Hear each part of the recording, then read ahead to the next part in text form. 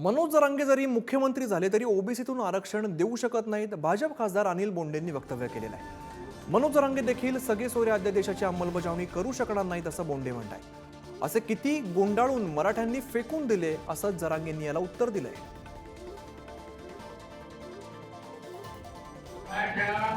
याच्यावर कुणबी दिलेलं असेल तर सख्यांना जे सख्य आहे रक्ताच्या नात्याचे त्यांना कुणबी प्रमाणपत्र मिळणारच, ते ओबीसी मध्ये येणार, पण सोयऱ्यांना मिळू शकत। कोणी मुख्यमंत्री झाला, समजा मनोज जरांगेंनी इलेक्शन लढवलं, निवडून आला, पण मुख्यमंत्री होत असेल तरी नाही करू शकत, कारण का शेवटी बाबासाहेब आंबेडकरांनी लिहिलेलं संविधान सर्वश्रेष्ठ आहे।